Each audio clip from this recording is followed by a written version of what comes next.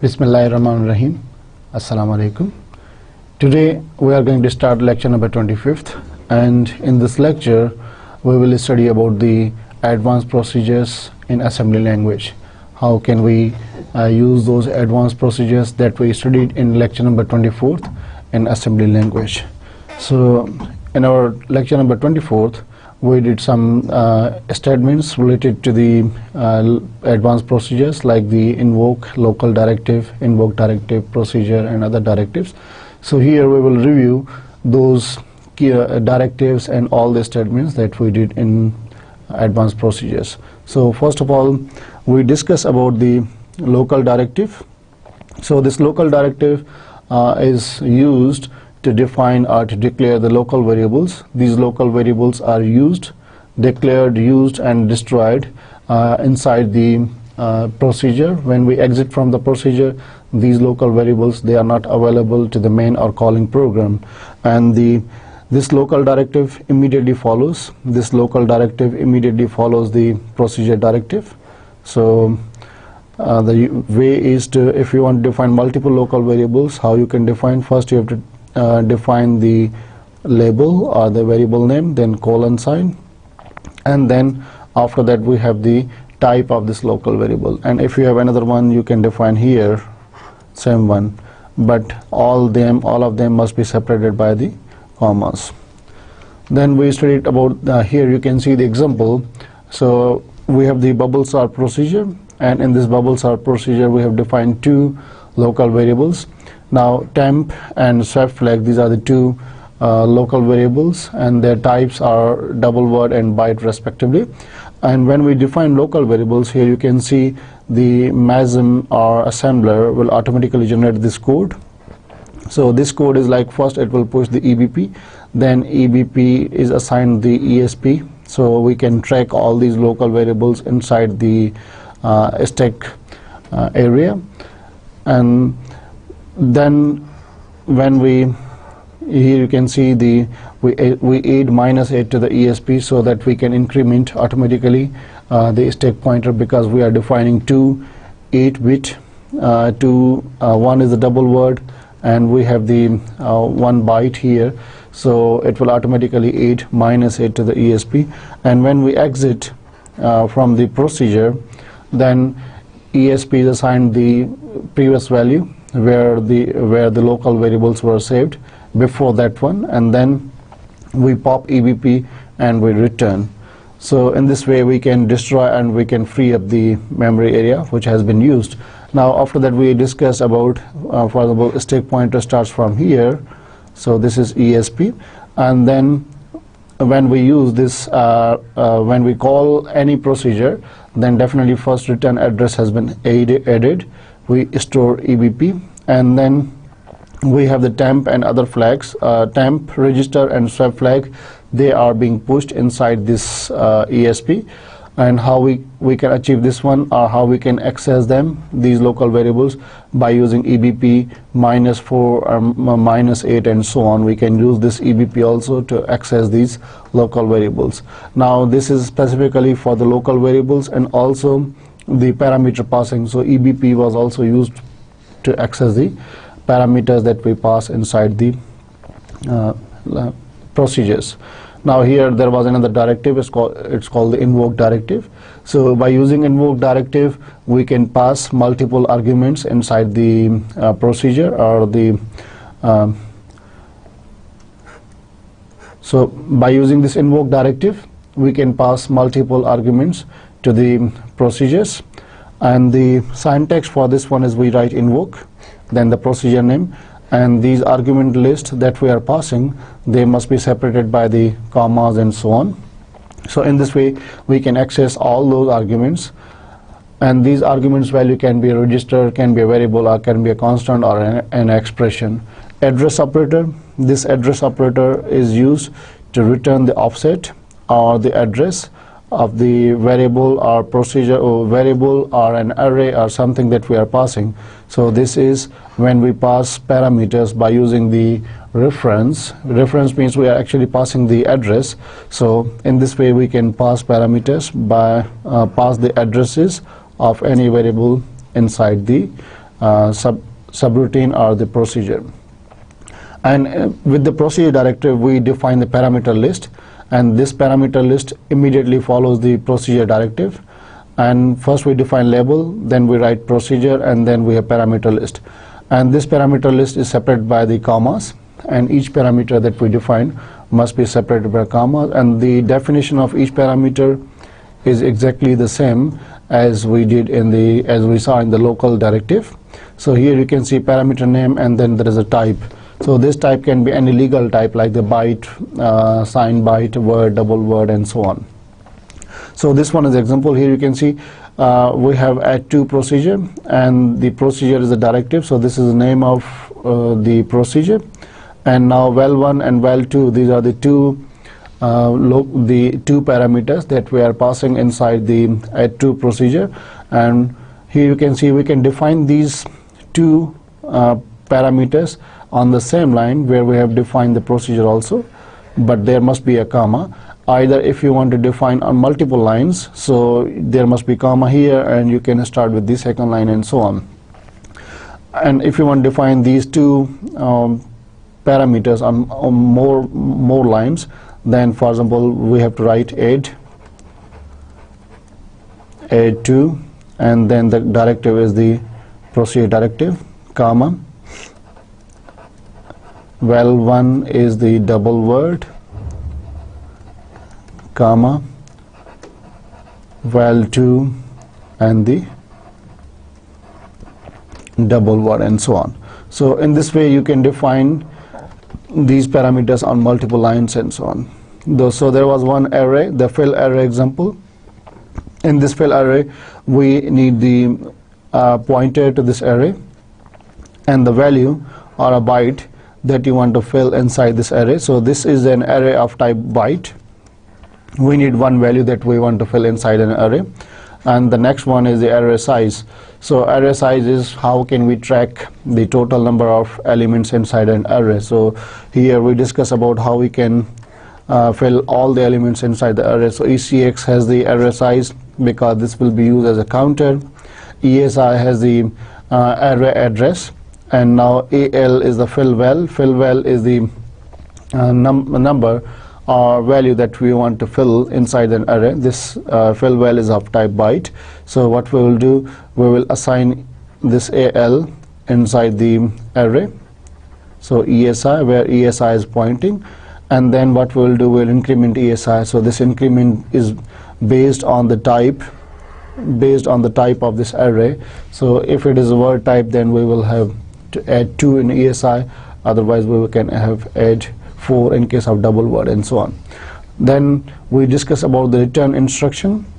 Simply this return instruction just return back to the main program.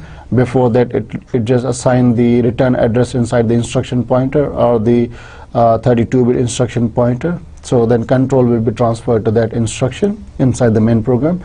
Otherwise there is another way we use number. So this number, when we define return 8 or return 4, whatsoever we will write, return 8. So what does it will do? First it will assign the address to the instruction pointer, and then the optional, this operand n causes n bytes. So n bytes will be added inside the, so actually n bytes are added inside the stack pointer. So a stack pointer, whatsoever the variables that are defined are pushed inside the stack before return address. This is return address and so on. So array will, the stack pointer will point to the original address. So we discussed in our previous lecture how we can save or how we can free this memory address and so on, stack memory area. And then we have the proto directive. This proto directive is used to define the prototype before the main program inside the assembly language. So proto directive is similar to the procedure directive, the first line of the procedure directive, where we define the label, and here is the proto. So this shows the prototype, and then we have the parameter list. So this is necessary when you are going to use the invoke directive. If you do not define the proto directive, then you cannot call the procedures by using the invoke directive. And this one is example for the same fill array. Here you can see we define the array sum, then we have proto, and this gamma is same as this. We use the parameters. So first parameter is the ptr array, so this is a pointer of type word. Then we have next parameter that we will pass is the size of an array, and so on. So this must be defined before the main program. And there was parameter passing by values and parameter passing by the reference, and so on. So parameter passing by value, we can write here the name of name of a variable, or we can directly assign some value here.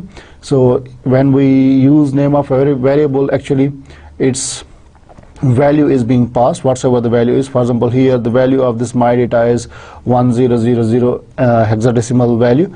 It will be passed to the main to the procedure. However, procedure cannot make any changes inside this my data area, inside this variable, but it can manipulate the value.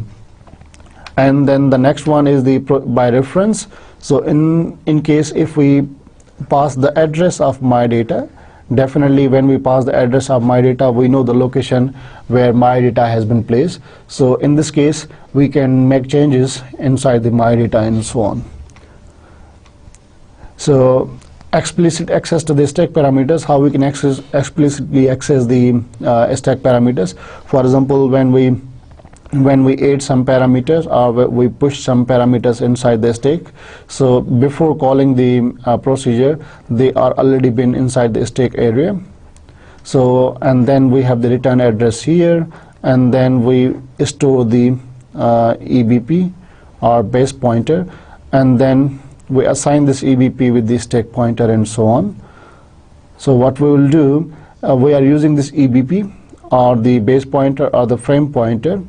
So this is called the stack frame area, where all these local variables and everything and return address has been defined, and the EBP's value has been saved. So this EBP will be used to access all this area. So we can use EBP plus 8, EBP plus 12, and so on to access that area.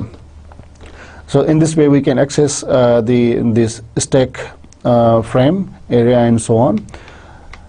So this is one example. For example, if we push two values, push 6 and push 5, so they will be in the stack area, and then definitely we are calling the add2 procedure. So when we call add2 procedure, the return address, the address of the next instruction will be saved here, and then we are directly saving the EBP here. So EBP will be saved and assign the value to the ESP, assign the value of ESP to the EBP, and so on. So in this case, maybe we are going to add some other parameters. So stack pointer will point these new variable, new items that are being pushed inside the stack. However, if we want to access this area, then we will use EBP. So we can use EBP by, so if you want to access the address, then it should be EBP plus 4. If you want to access the 5, then it should be EBP plus 8, and so on. And then EBP plus 12 to the first parameter that we have pushed. So this is the complete procedure when we are defining multiple, when we are passing two parameters, by using the value. And when we define this type of procedure, then definitely you can see automatically these lines are being added. So this leave instruction is actually the combination of these two, move ESP comma EBP and pop EBP, and so on. And return 8 will automatically be added. It will automatically be added inside this one. So it will show that when we are leaving from the stack, then 8 will be added in the stack pointer, because before this return address we are going to store two double word area. So means we are using the stack frame area, 8 bytes of stack frame area. So we have to free those 8 bytes. Definitely when we pop the return address, before that, when we pop the EBP, stack pointer will be here. When after that, if we return, then stack pointer will be here at this point. Now these 8 bytes are already occupied. So what we have to do, we have to add 8 inside the ESP, so that ESP will point here, because ESP is growing in the negative direction, in the direction of reducing or reverse direction, and this area is the FFF of memory area and so on. So we can aid in ESP so that it will point out somewhere here. Now aid sub procedure, you can see here aid sub procedure, if we write, then it will push all these and we can access, if we define the local variable, if we define the parameters, we can access them by using the EBP plus 12 and EBP plus 8 when we define these parameters here. Now passing the arguments by reference, we already saw this example. In the array fill example, you can see we are passing the offset, we push offset and we push count. So this is by reference, and then this one is a full array example. Here you can see we can access them by using the EBP and the by using the EBP and so on.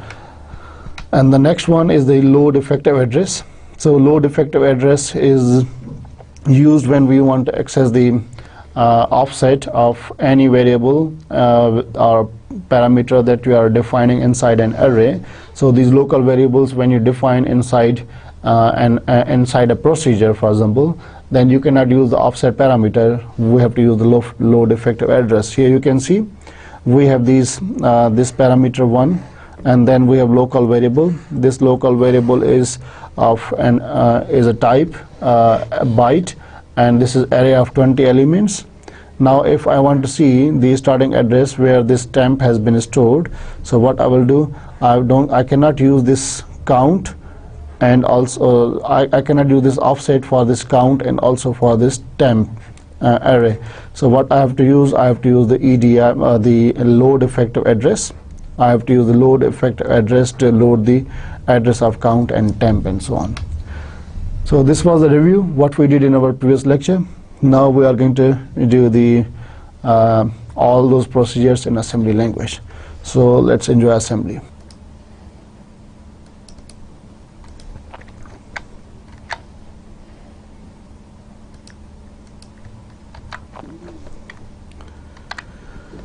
Okay, so here we have created a new project, and the name of this project is CSC221 lecture 25 examples, and we have the first example. And in this first example, you're watching here that we have the skeleton program. We did not mention or we did not define or create anything, only we have the code area, and we have the invoke directive to exit from this program. Now we will use all these statements that we studied here. For example, if we define a procedure, if I want to define a procedure, I will start with the, for example,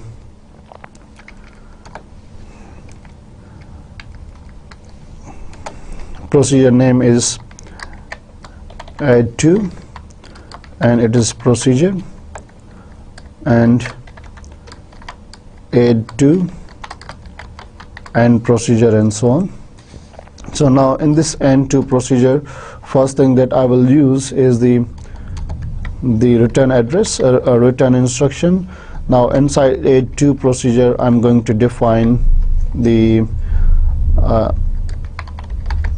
local variables temp of type word, or if I want to use double word and so on.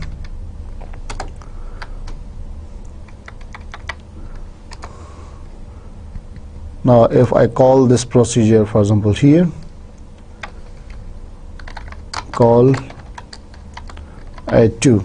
So this is very simple program. We did not use anything here, but we just define a procedure with local and temp and double word.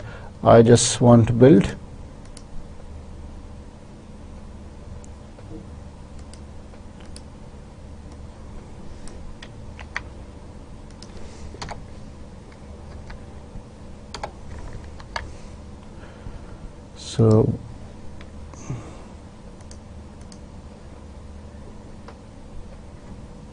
So we have defined this procedure inside this main body. So this is a procedure. Inside the main procedure, we have defined this procedure, and now if we just compile and build this one, So it has been successfully built. We have just this call one, call add2, and we have local variables temp, double word, and so on, and return instruction and so on. Okay, now if I run this one, actually there is nothing inside this procedure. So if I want to add like move temp comma 2 and add or move eax comma temp, add eax comma 4 and something. So here you can see inside this one we are doing nothing, only we are using this local variable, and this local variable will be used inside this procedure. So now we will see how these local variables are being considered or behaved inside the procedures and the assembly language. So at this point we did not pass any parameter, we did not define anything, we just define local variable, and we have temp2. Temp is assigned with the value 2, and we move eax the value of temp, and we add 4 with the value of temp, and so on. So this local variable is defined here and is being utilized at this point inside the main procedure or inside the add2 procedure and so on, and we are using that local procedure and so on. So now, for example, if you want to see what is going on here, we build this one. Now if we run this one, okay, now here you can see we have the first instruction that will be executed is call add2. Now when we use this one, definitely if you press F10, then definitely whatsoever result is, it will not stop inside the procedure. It will just execute this one and it will exit from the program. However, here you can see the result. Our result is 6 because temp was equal to and ex was assigned value 2 and 4 has been added in ex. So when it will exit from this procedure, definitely it will calculate the sum. However, we want to analyze more specifically what is happening inside this this procedure. So I just put some break here. So when you just put some break inside the procedure, what does it do? It will show you the execution steps inside the procedure. Now I will just compile this one, or there's no need to compile, you can just start step by step debugging and so on. Right now I will just use the go to right click anywhere inside this area and just click on the go to disassembly. Now in this disassembly there was one statement called the add2. Now add2 will pass the control to the call add2 will pass control to 0C4101CH. Now here you can see when we are calling this add2 procedure, first thing that is going to happen here is the inside this, so this is the starting point of the add2 procedure. So 0C4101C, this is the same address which we are using here.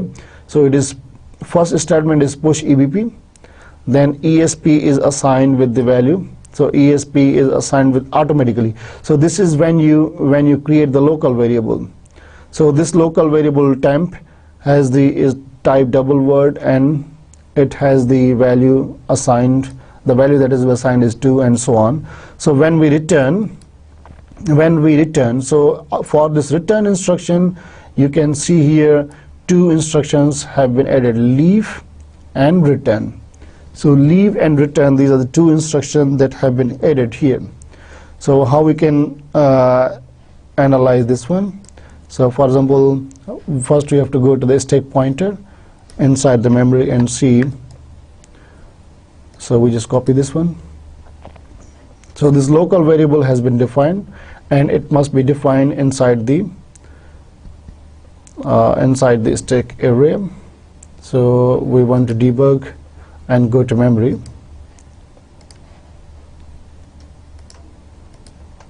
So the memory address is the same address which is being pointed out by the stack pointer. So here is the memory. So this is the stack area starting from here, starting from the here at this EC. So this is the starting area from where, so all the values that will be added, they will be added from here, from this EB, EA, E9. So stack will grow in this more in the forward direction. So if now we are executing actually this call, so when we call, then you can see multiple things have been added here. If I want to ANSI text is off, no text, and the size is 2 byte. So this is 2 bytes. So EC was the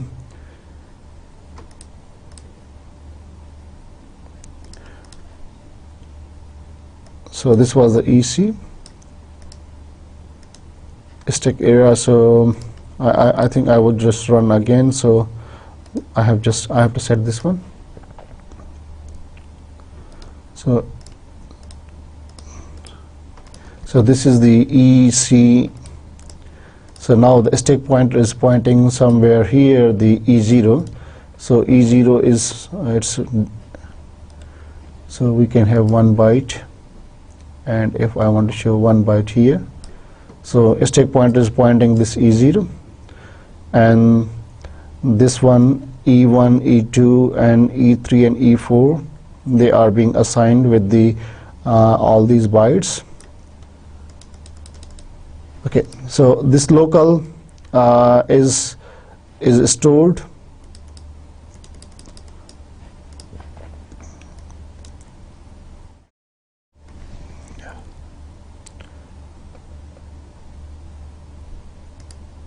Okay, I just close this one.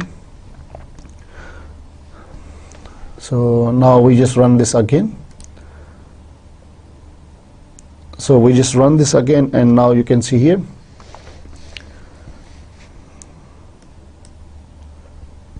So I just can delete this one. So first we just right click and go to disassembly. Here you can see we are calling this procedure here, and these EBP and all this. So this is the -4 is inside the ESP. So -4 is inside the ESP. Whatsoever the value of ESP is, we just -4. We are incrementing this one, adding -4 inside the ESP. Why we are adding? Because this temp is also being stored inside the so I think it's better to just put a stop somewhere here. So move EAX has been added here. So what we are going to do here, we just go to disassembly, and we already have disassembly here, and we just go to the stack pointer area.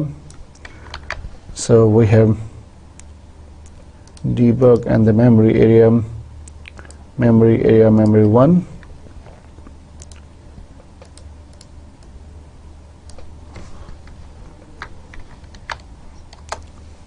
Okay, so memory area starts from here, F0. So this is the memory area. So first, when we call, the value of EBP will be stored. So you can see here the value of EBP. So EBP is 0018F8F8. So I will just go in a step-by-step mode, and we can see. So I have just added this one also, the another break point here. Now first instruction that is being executed here, I just make it word 2 byte. So this is 2 byte that is being shown here. Now the instruction that will be executed right now, we are calling this one. So when we call this one, you can see here that EBP 0018F8F8 will be added inside the stack area. So 00 here is the 00 this is 0018F8F8. This has been added inside the stack. There's no text, and this is 1 byte. So 0018F8F8 has been added inside the stack area, and temp will be assigned value 2. So if I press 10, so temp will be assigned to here. You can see these 4 bytes are being reserved for this local variable 00002. This is the value which is being assigned to the temp, and here you can see first this area was reserved, or this here at this area, at this point the value of EBP has been stored, and before that is the return address. Here before that one is the return address, and that return address is 01151015. So if you just go to the return, the next instruction after this, if you just go to the next instruction after this one, after calling, I just move all these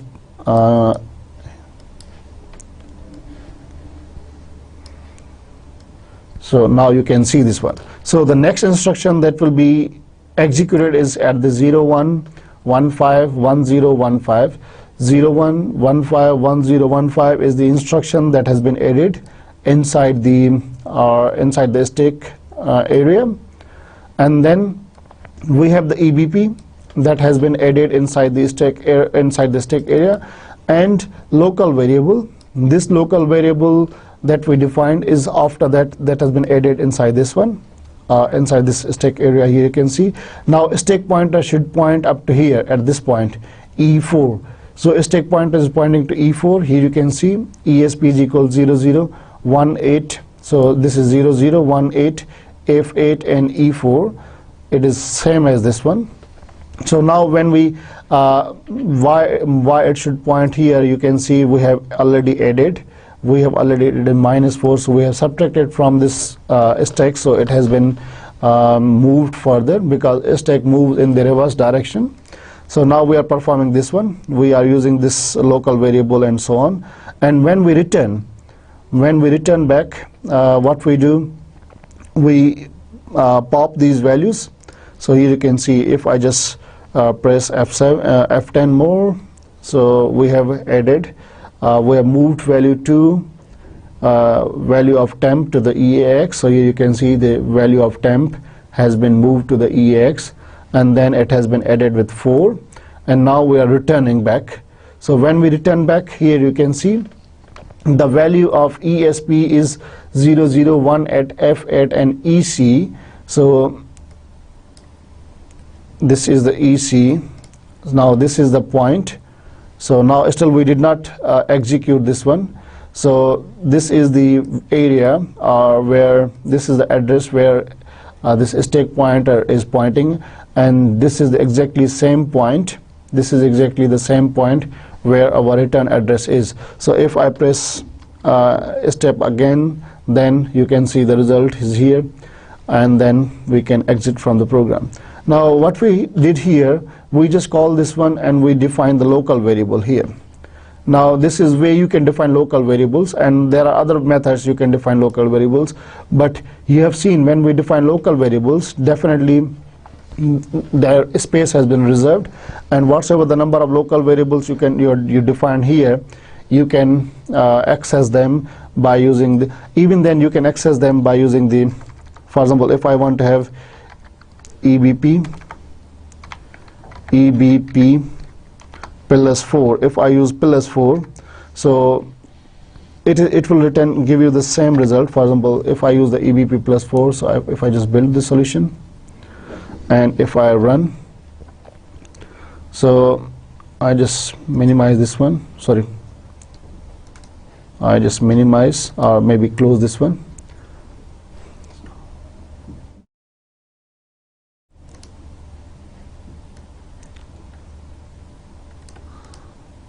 So it should be EBP minus 4, not plus 4. So I just build this one again. So I just build this one. So this is one way you can access them. F10. So you can see I've used EBP. I'm not using the word temp. I've used EBP to access this the same area. So you can see here the result. So this is the main thing here is we know that we have already stored EBP, and when we store EBP, then we know that the area where this has been the local variable is being stored is after this EBP, So we can access by using the subtracting whatsoever the number of bytes this local variable content here. So this is one example. You can use either this one here or move EAX comma temp. Both are same, so I can just comment this one. So these two instructions are same. I just save this one. Now we will just go to the parameter passing. So we can pass parameters in multiple ways inside the procedures. So I just file, save as example 1a.asm.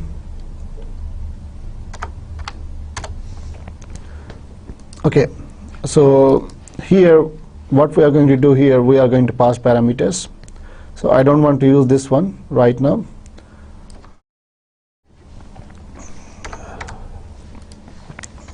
So now there is one way you can pass parameters.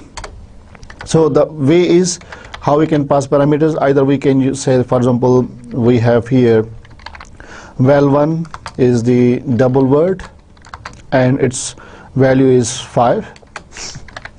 Val2 is the double word, its value is, for example, okay, we can say this one is the 4 and this one is 5, for example.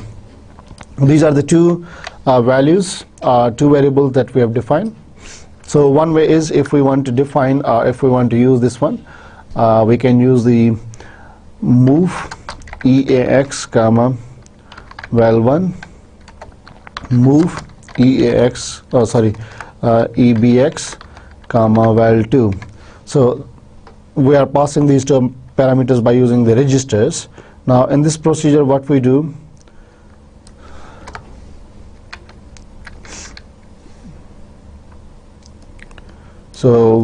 here, so we know that one parameter is inside the EAX already, so we just add EAX and EBX. We just put break here, we just save, and we just build this project. We run. So first EAX assigned the val1, EBX assigned is val2, and call add2. So here it will give you the result. So EBX has the value 9. So this is one way. By using register values, you can use registers to do their job, or you can pass values inside the registers and you can use those registers.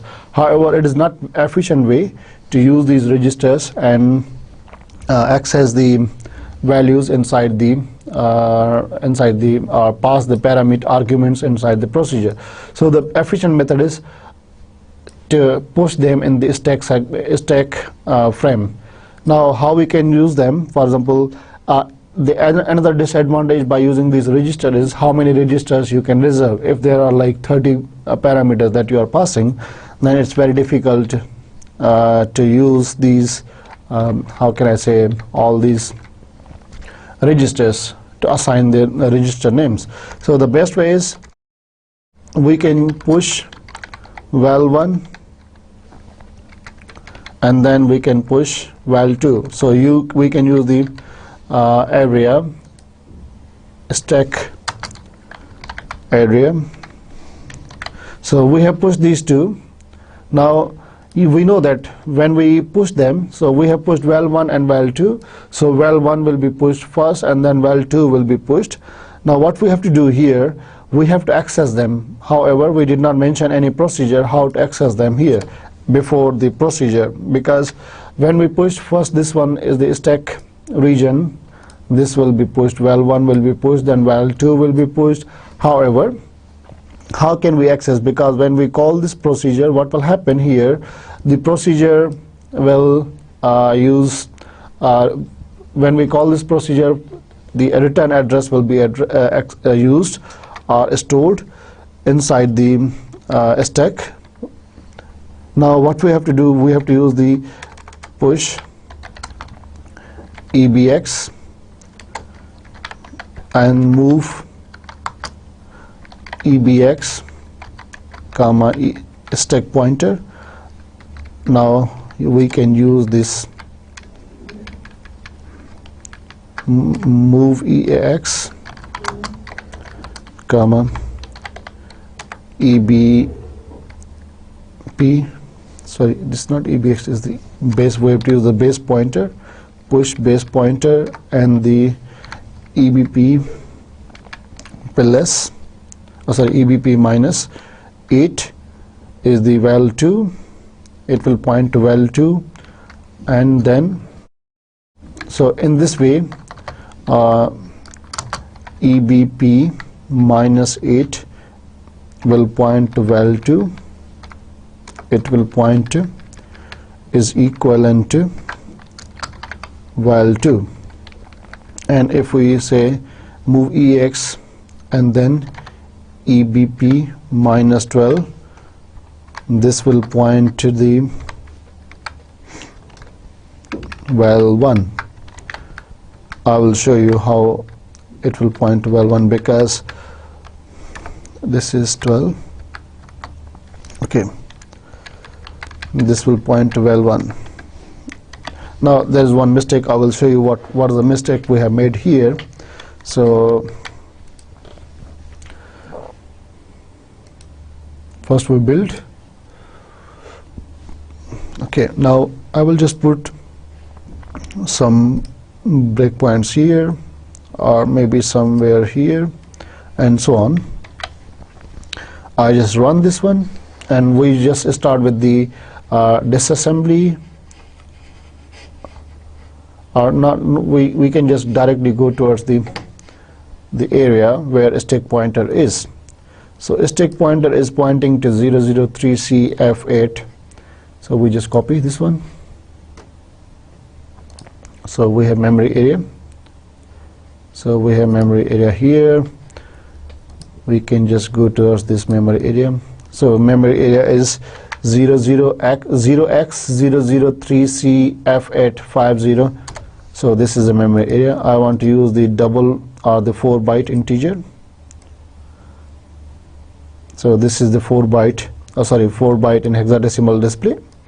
So 4-byte hexadecimal display. Here you can see our stack start from the 50.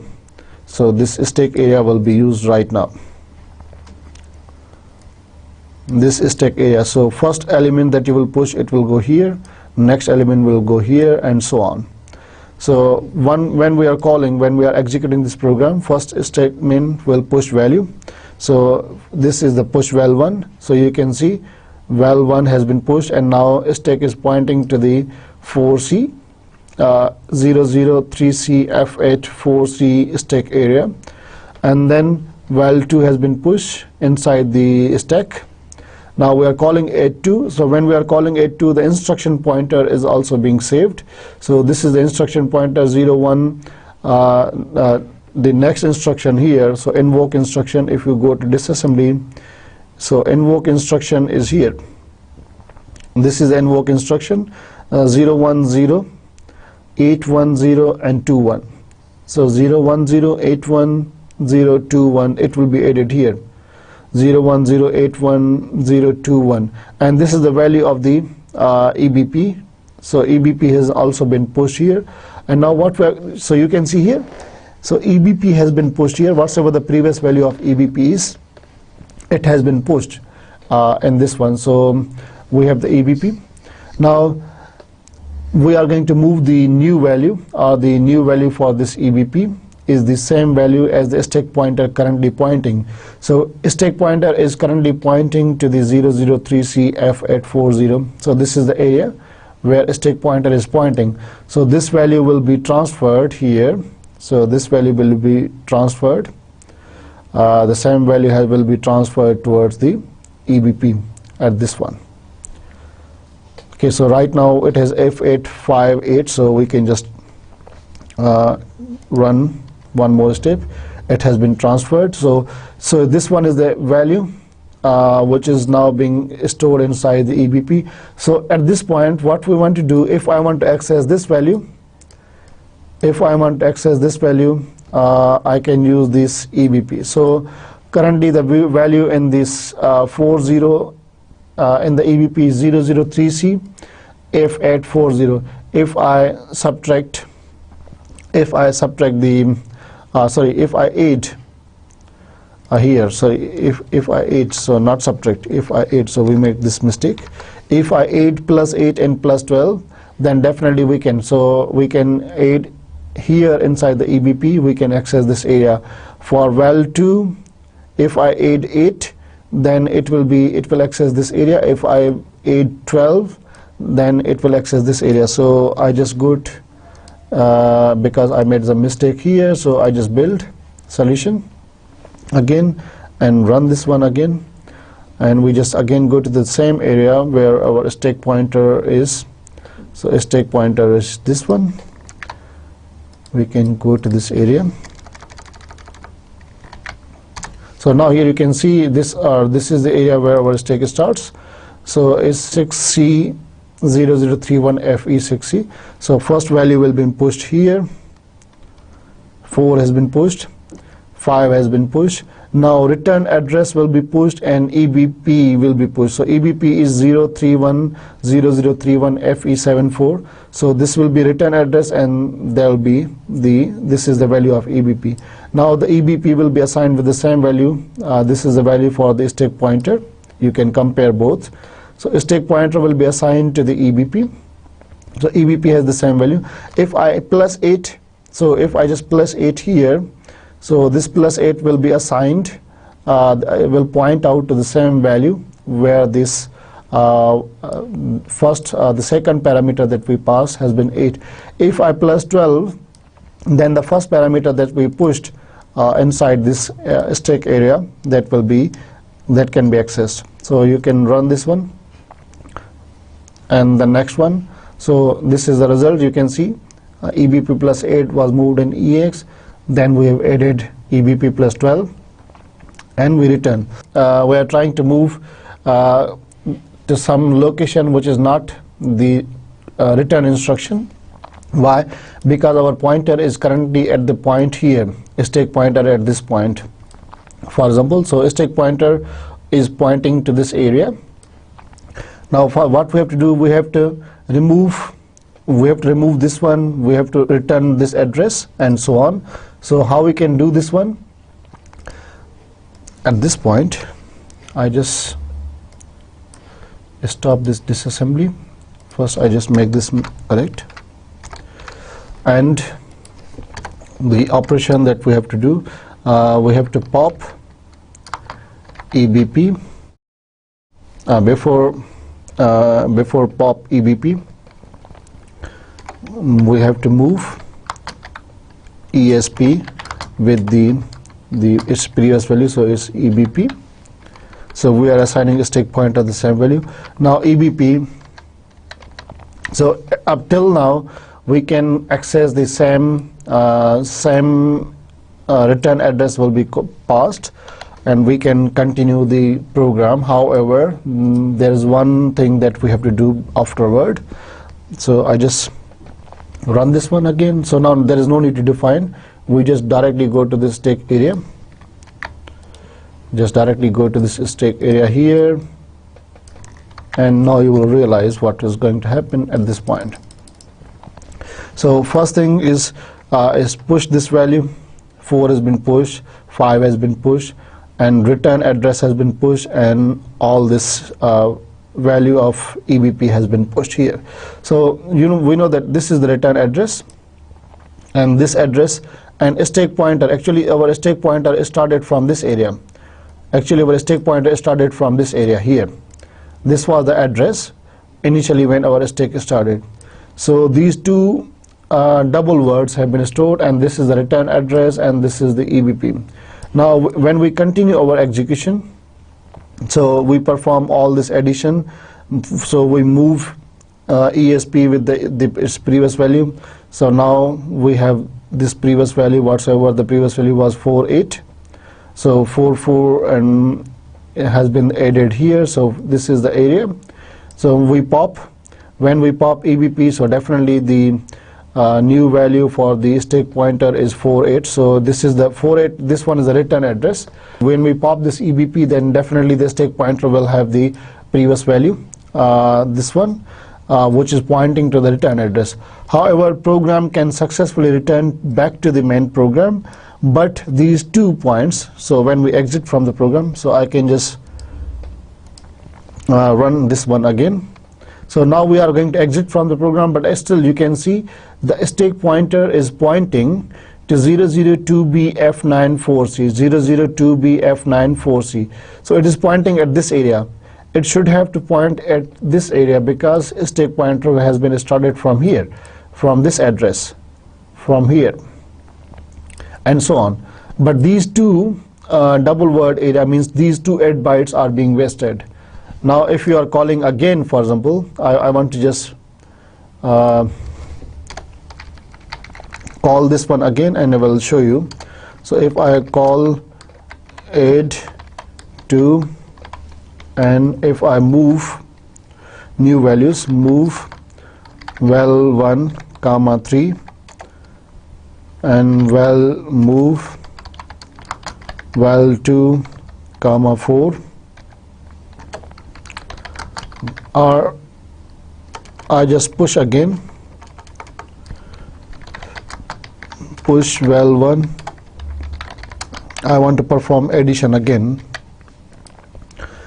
Now here you will realize what is going to happen. So I just build this one and we just start step by step. Here you can see, so this is the area of a stack pointer. So you just note down this one. This is the starting address. So I just open the notepad and I can write this. So I just copy this one, I just put inside the note. So this is the starting address, or this is the stack area. The stack area must point at this point when we return back. So this is the stack pointer here. It must point at this one, F0. This is the stack area. Okay, so I just put it inside the notepad and we can recall either it is pointing to that one or not.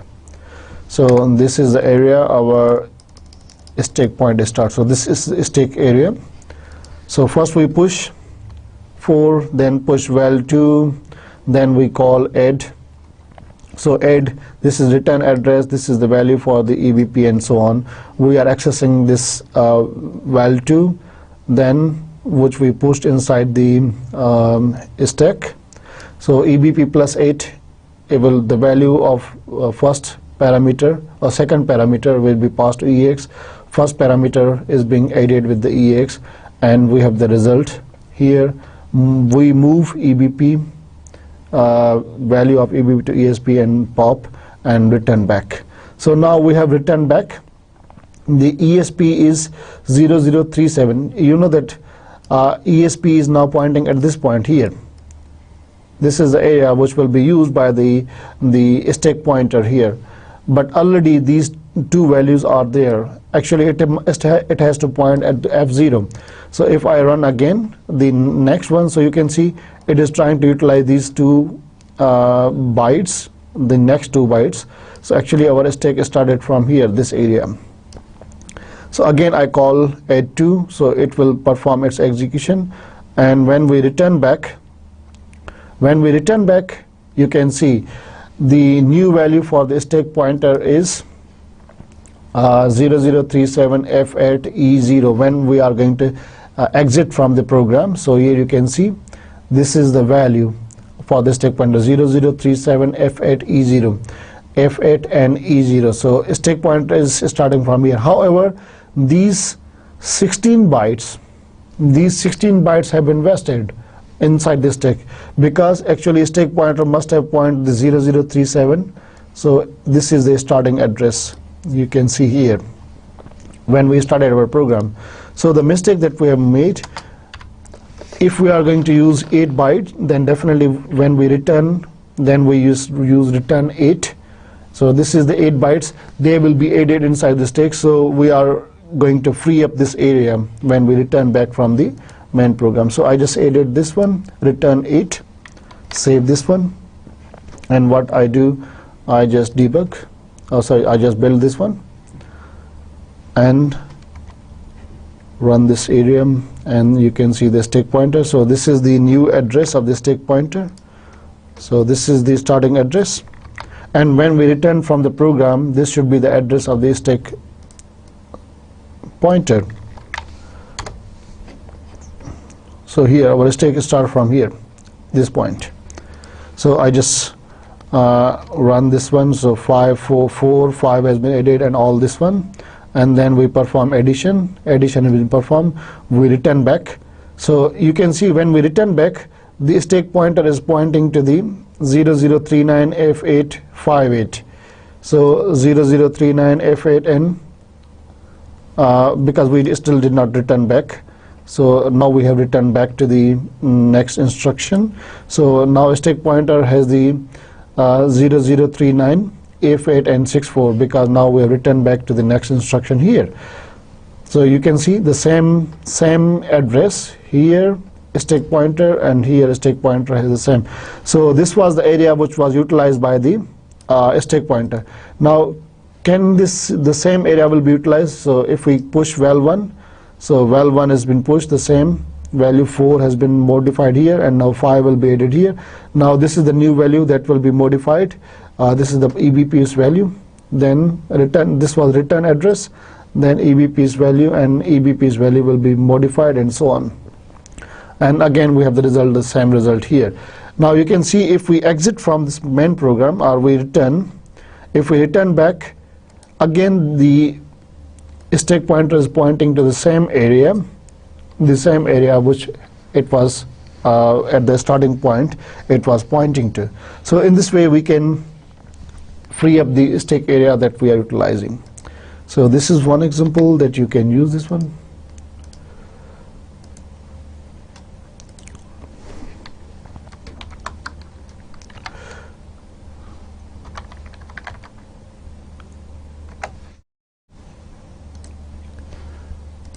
So now what we are going to do here is we are passing parameters. So we are defining parameters here. So this was about the stack area. We can use this stack area, and now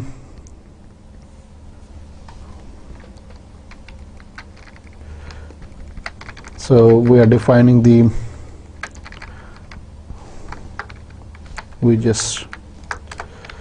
so in this one, in this stack we are defining the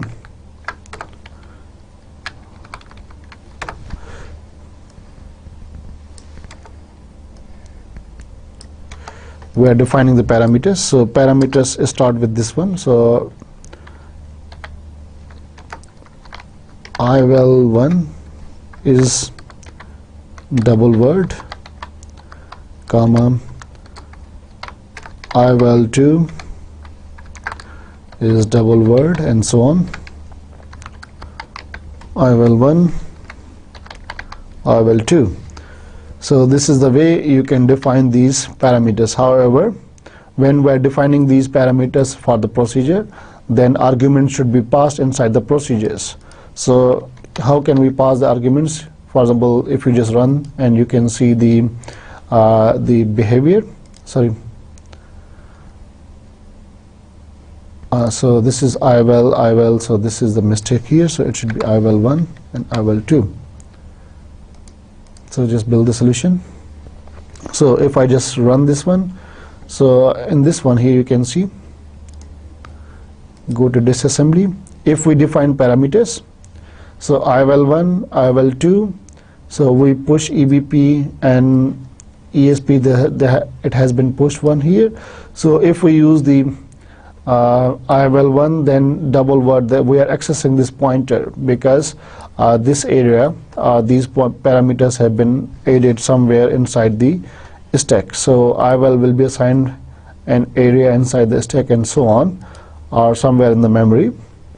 And if I just execute this one, push val1, push val2, and call add2, can you see here?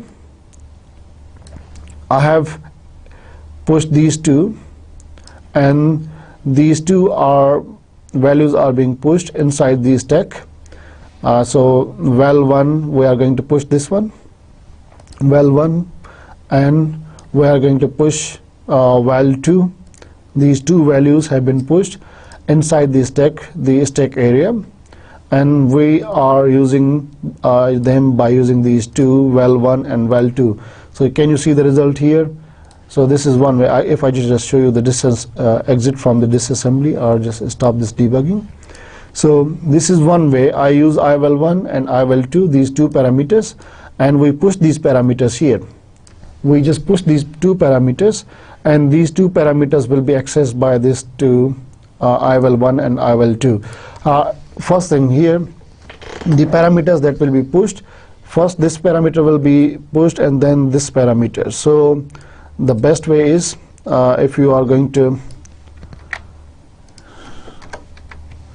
this is the more convenient way. So this will resemble, this will give you the resemblance, because if we use std call, then this parameter will be pushed first, then the next parameter when we are calling by using the invoke. However, before using invoke, so if I just use subtract, for example, this is 8, this is, for example, subtract sub2 procedure, and here is the sub2 procedure. So we are subtracting val2 from val1, means it should be val1 minus val2. So val1, I val1 minus, so here I write subtract, and here if I write, for example, instead of 8.2, I just write call sub2. So it should be val1 minus val2. So if I just build this one, where is the mistake? Here is the mistake. This is sub2. So build is successful. So val2 will be subtracted from val1. So for example, here it should be f. This is the minus 1. This is the value for minus 1 in 2's complement. So you can see we are subtracting. But if I subtract the val1 from val2 from val1, then how can I pass? So I just reverse the order here. So the code will remain same, and it will subtract. So the result should be 1. So result is 1. So this is the way in which we have to push the operands, or define how we can push the operands inside this val1 and val2. So this val2 will be pushed first. It will be assigned the initial area inside the stack, and then we have the val1 that will be the next one. So this is one way you can pass parameters. However, the another way is by using the another call. It's called the invoke directive. So inside the invoke directive, what we can do is we can use this invoke.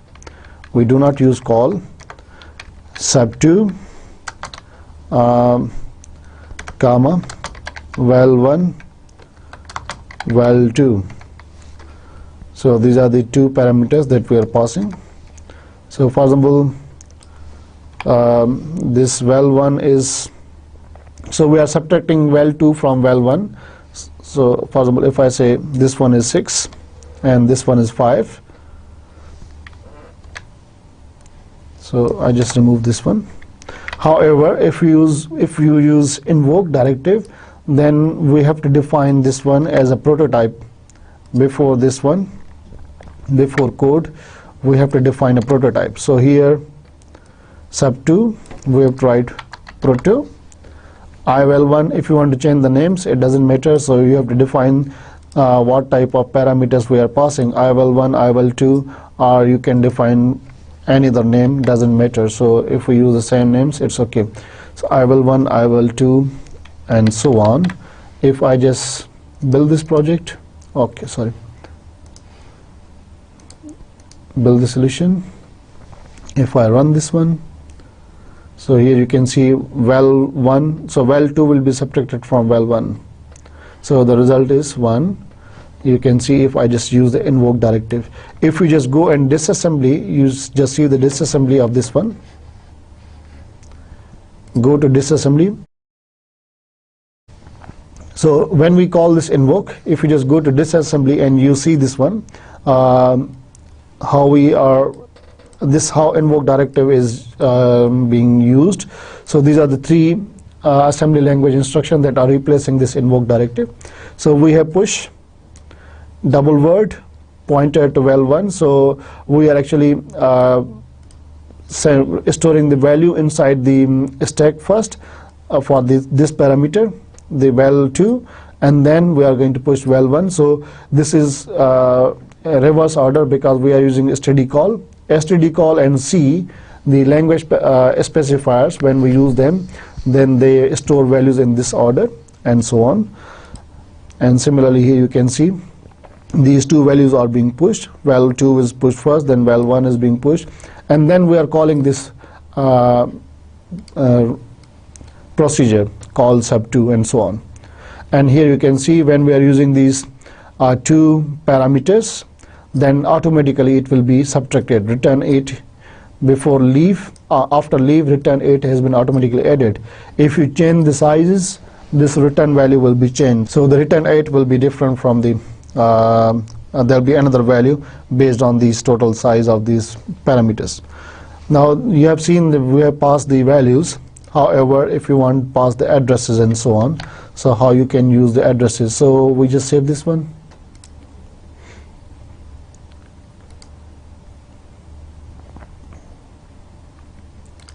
We just save this one.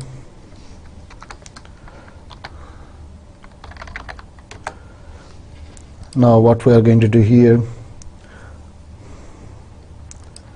so we have another one example is called the fill array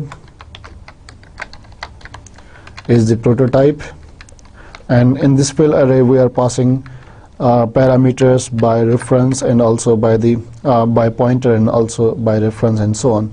So procedure is the ival1, we just say p array. So this is pointer to array, and this is the p array is a pointer type, pointer to byte, and then we define another one. Fill val is byte, so this fill val is of type byte, and then the last parameter that we are passing is the array size, that is of type double word. Okay, so here we define array. Array1 is the byte type, and 10 duplicate this one. And what we are going to do here, we define the same fill array is the prototype. We invoke fill array, and first is the address. We use the address parameter of the array1. Then the second parameter is the fill byte. So for example, if I say move al comma 1, so I want to use this al comma and the total size, for example ECX or the ECX move ECX comma this is length of array1. So if I use ECX here, it's okay, no problem, I can use this one also. So for this one fill array prototype, I just copy this one, and inside this one I just write here. So if it is exceeding, so I can move this one on the next line. If it exceeds, even I can move on the more other lines and so on. So inside this fill array, what I will do here, First thing is, so the array size, so what we should move ECX comma array size. So the value of ECX here, whatsoever EBX, whatsoever the value you are transferring, it will be inside the array size here, and we are going to move that value same into the ECX, and we can use move ESI comma P array. The next one is the move, so AL comma fill well. So here is the label 1. What we do, move ESI with the AL, and the next one is about the increment ESI, and then loop L1 and return address. So here is the, not the proto, but this is the procedure directive, and fill array is the name of this procedure, so it should be here. So what we do, we just save this one, we build the solution. So if I just rebuild the solution, so it is successfully built. So if I execute this one, so array, our array starts from here, this point, so in memory location. So if I debug inside the memory, if I just go there, and our array starts from here. So our array starts from here, from this point here, you can see, from this memory area. Our array, so our array grows in this direction. If I use the byte 1, so if I use the byte 1, so I want to show only 1 byte. So 4004 is the starting point where our array starts here. So this is the starting location. So if I want to show this and go to disassembly, so first one is the address, sorry, okay, actually we have made some modifications not inside this one, so I just copy all and remove this disassembly. I made some modification inside, not in the, so I just build again.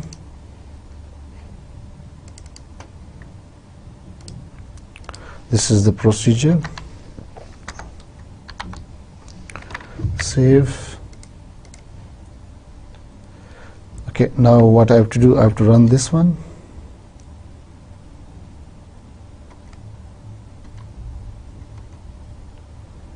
Okay, so I just stop.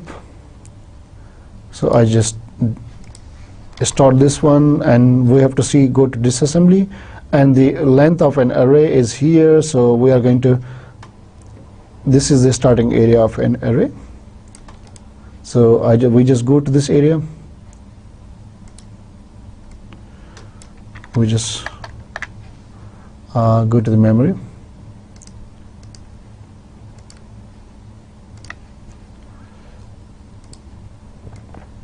Here at this area.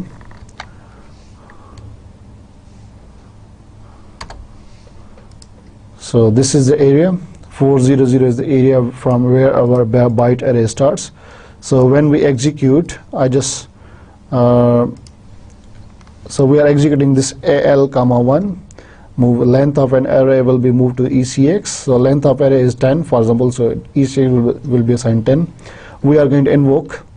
So we are pushing all these parameters, and then we are calling the fill array. So here you can see this whole stack area is being from 400 to 4009.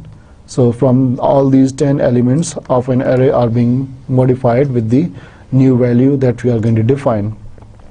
Now one thing that we have to note here, we are passing in multiple parameters here. Here we are passing AL, that is the total, the value that we are going to change, or this is a register here. Here we are passing the address, and this one is also registered. Or we can use this one, value, val1, is the byte equal to 1. So here you can use also byte. So here you can use val1. If you want to use the value for to display the length, length1 is double word and its value is not defined, so you can say length1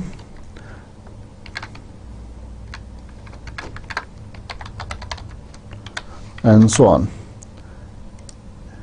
If you just build this one, so if we just start, so if I want to see the starting address of an array, so starting address of an array is this one. Just disassembly and we can just go to the memory.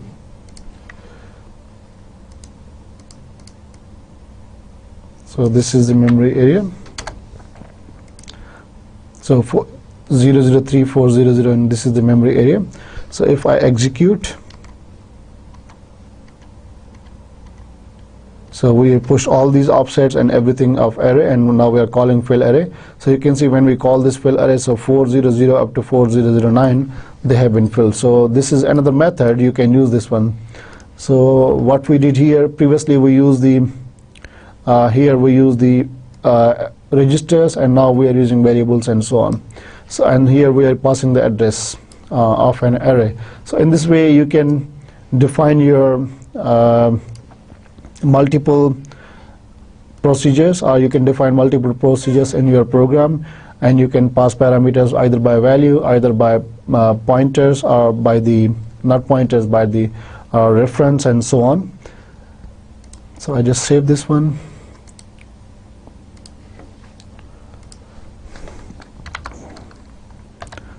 Actually the previous one was modified.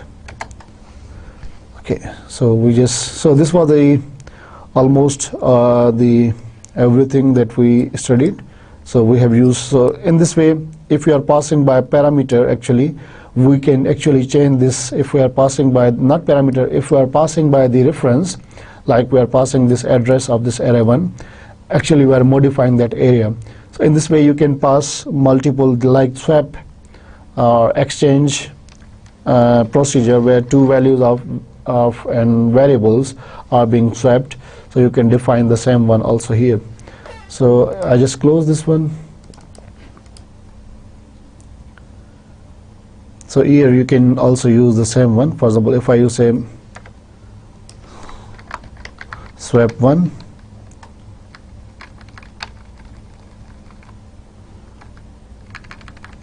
P1, this is pointer, double word, this is P2, or is the pointer, double word. So now we are going to define for the swap. We can quickly, so invoke swap1 val1 double word 20, okay, 20 val2 double word 22,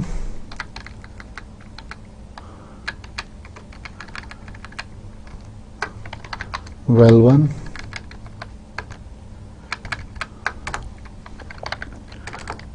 address of val2. So the name of this procedure is swap. Swap1 is the procedure, and its parameters are two reference parameters.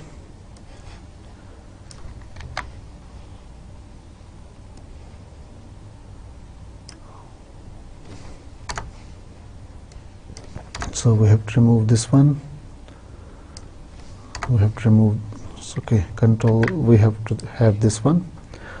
The name of this procedure is swap1. So this is the name of the procedure.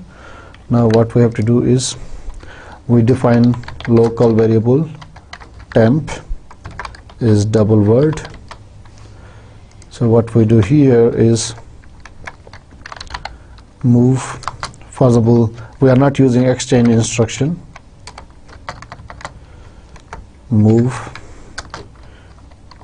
temp comma p1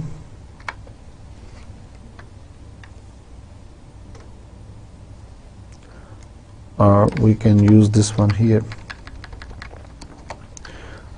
Move ECX or ESI comma P1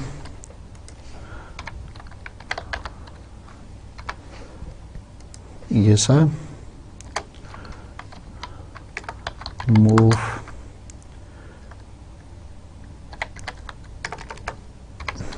ESI comma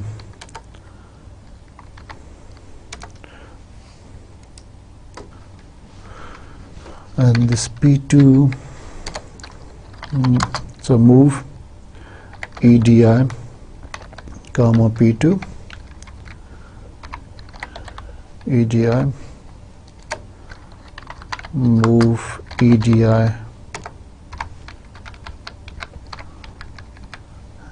comma temp.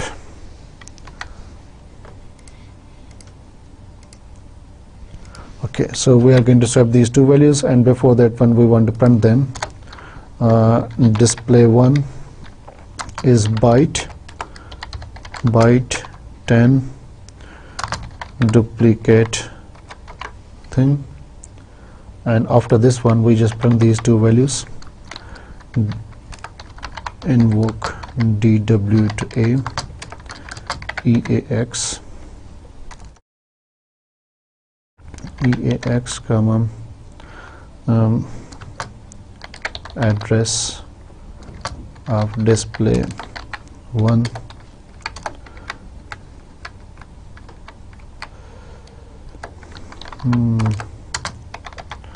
move EAX comma val1 walk std out address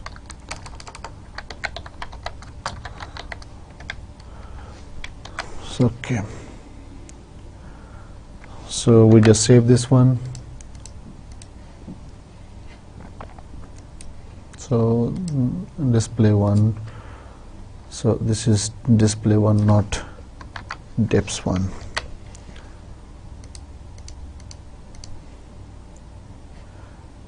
So operands are invalid.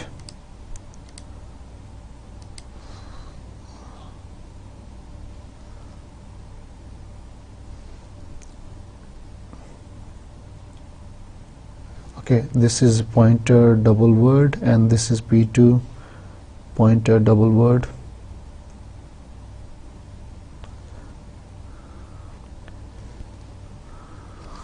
For example, if we use EAX,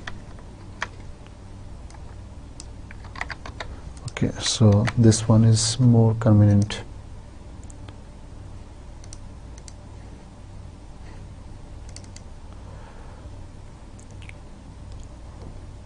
So move cannot be performed here.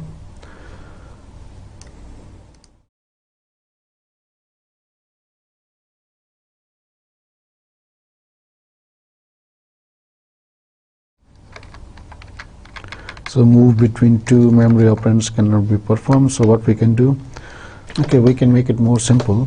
For example, if I say move ESI EDI and if I say move ESI to EAX and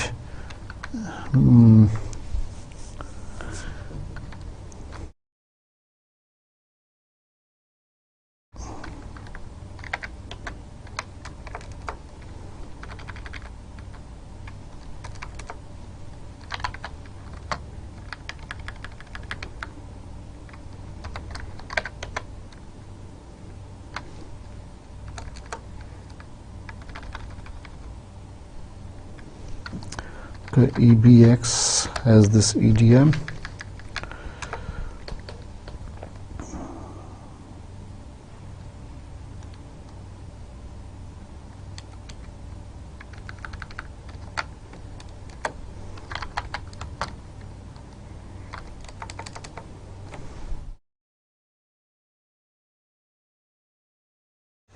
so we don't need.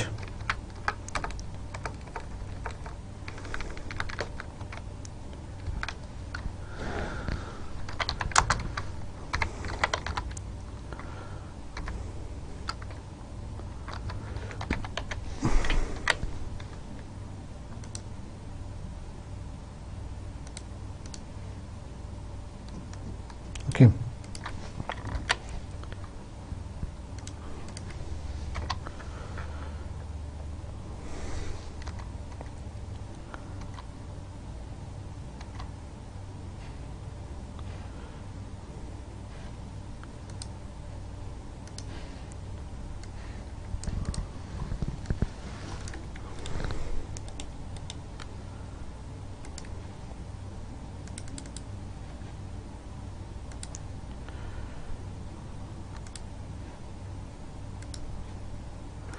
So this one is the output here.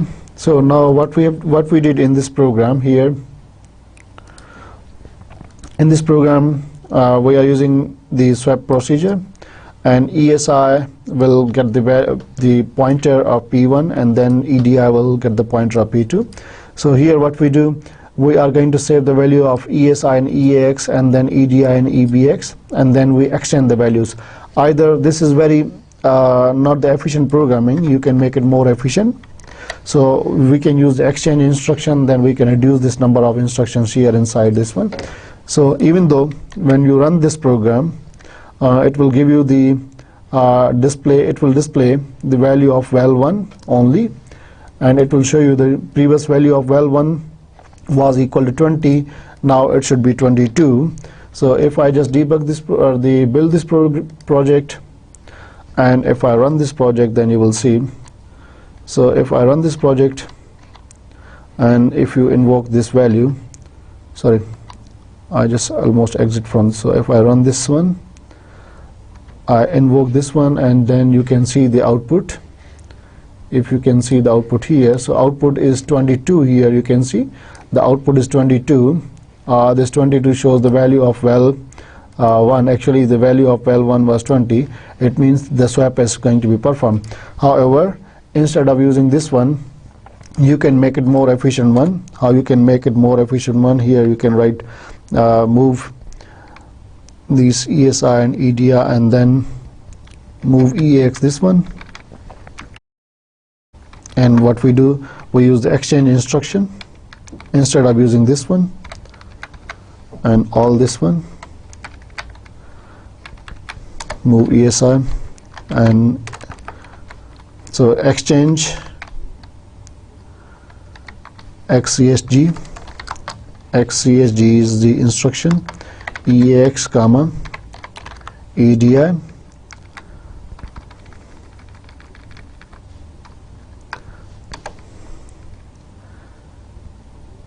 okay, then the EAX is the value, new value of the EDI.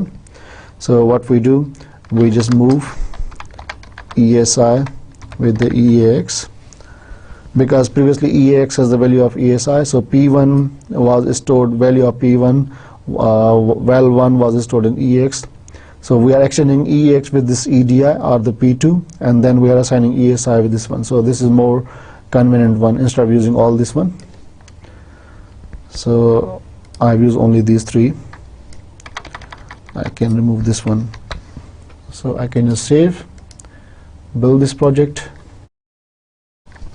and then you can run this one, and you can see the result is. So here we just run first and then move. Now we want to see the value of val1 in the output. So if you see the output here, you can see the value is 22. If you want to, so if you want to see the, if you change these values, for example, if I say 2 and here is the 12, for example, so val1 has initially 2 or maybe 21. So then after executing this program, its value should be 12 because we are exchanging this one. So now you can see there is no output here, and we execute. So after invoking stdout display, it should be 12. So this is the value for the val1. It should have been it is 12, Actually we assigned 21, so after exchanging it has 12 and so on. So this is the end of this program, and you can save this one. So now we are going to summarize our lecture. So in this our lecture number 25, we implement all those the following instructions or the directives inside the assembly language. So we use the stack parameters, we use the invoke directive, procedure directive. In this procedure directive we have used parameters. We just define parameters and so on. So we can pass parameters by values and by reference. We also use the Proto Directive to define the prototypes of these procedures, and then we pass the value by the reference or by values. So we passed so that we can pass arguments by reference or by value. You have seen the exchange program, exchange of two integers and so on, and we have seen the fill array and other examples.